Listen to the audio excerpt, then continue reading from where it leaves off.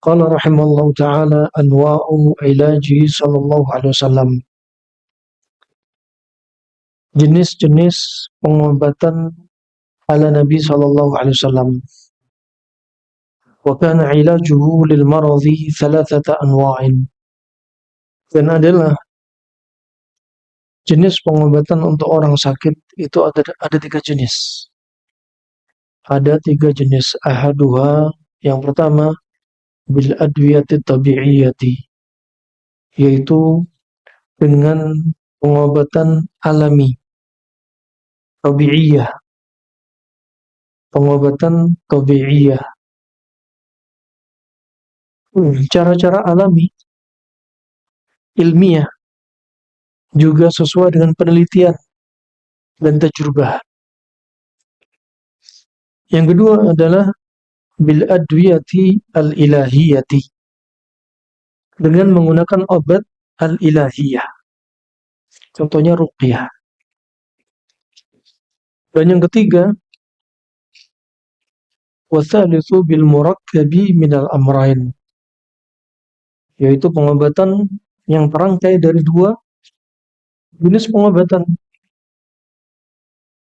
dari tabi'iyah dan juga ilahiyah. Tabi'iyah dan ilahiyah.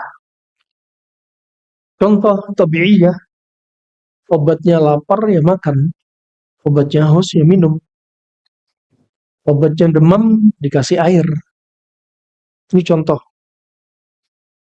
Kalau pengobatan modern, contohnya yang tabi'iyah, kalau ada orang demam dikasih minum paracetamol, ada orang nyeri dikasih analgesik, ada orang infeksi dikasih antibiotik. Ya.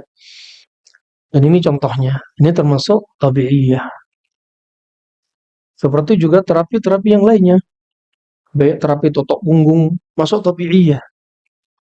Refleksi, tabi'iyah. Ya. Fasdu juga masuk tabi'iyah.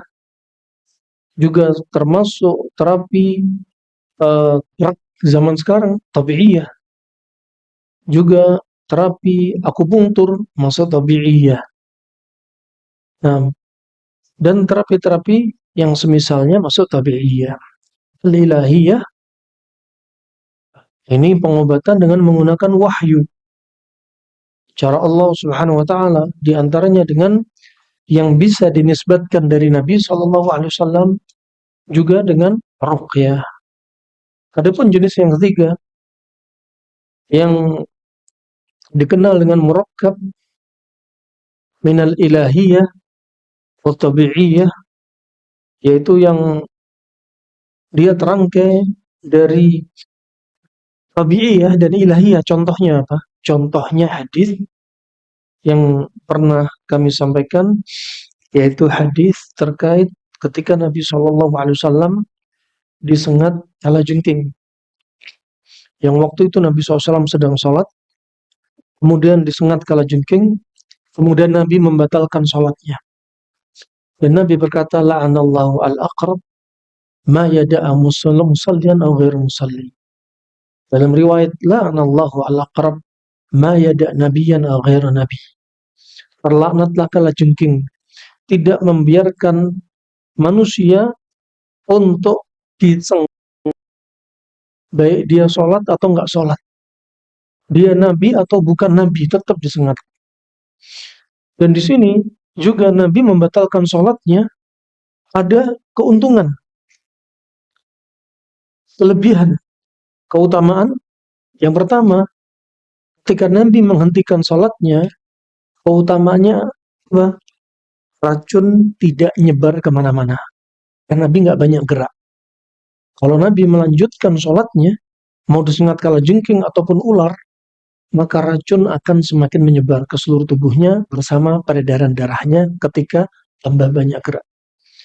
Keutamaan yang kedua, di antaranya Nabi SAW menghentikan, maka garam akan menarik air serum racun tersebut, mengikat, sehingga menjadi NaOH. Ini termasuk apa berarti? Tabi'i. Al-ilaj, al-tabi'i, atau al-adwiyah at-tabi'iyah.